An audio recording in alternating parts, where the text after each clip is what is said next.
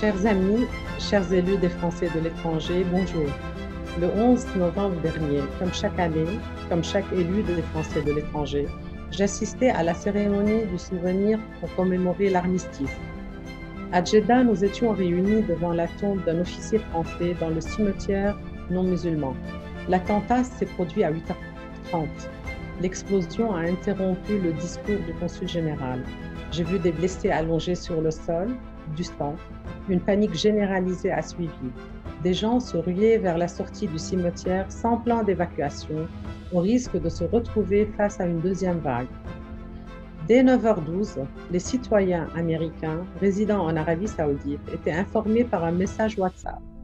Par un tweet, les autorités américaines indiquent à 11h la possibilité d'autres attentats et les lieux spécifiques à éviter.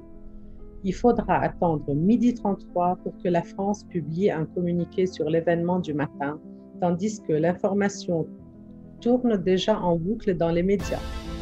Les événements qui ont suivi l'attaque nous misent face à une dure réalité.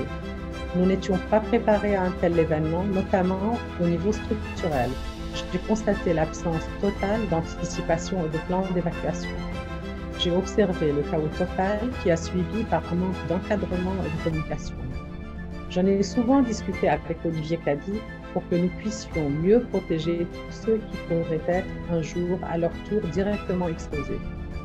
Pour assurer la sécurité des Français de l'étranger de manière optimale, nous proposons un système de sécurité triple A: anticipation, action, assistance.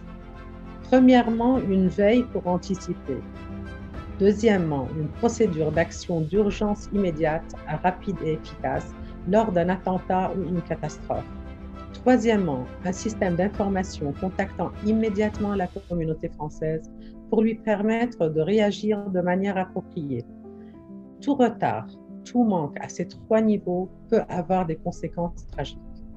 Il est pratiquement indispensable de mettre en place un système de communication efficace entre le centre de crise et de soutien, le poste, les élus et les chefs d'îlot. Ce n'est pas un luxe, c'est une nécessité. Ce système doit être en fonctionnement permanent. Il ne s'agit pas seulement d'agir en cas d'urgence, mais d'anticiper et de communiquer sur les menaces probables. Les élus doivent être pleinement intégrés dans le dispositif de sécurité. Lorsque l'ambassade délivre une information anxiogène, c'est vers leurs élus que nos compatriotes se tournent pour en savoir plus. J'en ai fait l'expérience. Un autre volet sécuritaire doit prendre en considération les répercussions que peuvent avoir certaines déclarations émanant de France sur la sécurité des Français de l'étranger. En effet, de nombreux cas nous ont été signalés à la suite de certaines déclarations faites en France sans mesurer l'impact direct qu'elles peuvent avoir sur nos compatriotes expatriés. Il s'agit de ne jamais oublier que le monde est devenu un petit village et que de simples déclarations non mesurées peuvent avoir un impact direct et extrêmement lourd sur notre communauté. Nadia a raison. La crise sécuritaire n'a pas de frontières. Pas plus que la crise sanitaire ou économique.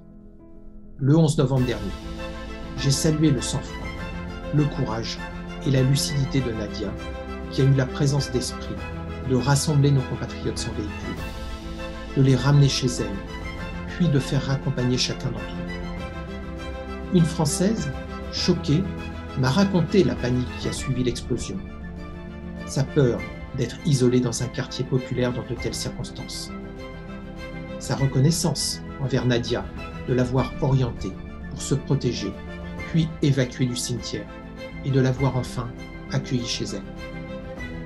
J'ai demandé au ministre des Français de l'étranger de formaliser le processus de communication de crise et que nos élus fassent l'objet d'une information spécifique. La journée du 11 novembre m'a permis d'observer plusieurs insuffisances dans notre dispositif, dans l'anticipation, puisqu'un attentat avait eu lieu devant notre consulat, dans cette même ville, quelques jours plus tôt. Il n'y a eu ensuite aucun retour d'expérience associant les élus suite à cet événement. D'autres élus des Français de l'étranger ont été directement confrontés, comme Nadia, à un attentat. Je pense, par exemple, à Martine Voron, à Ouagadougou.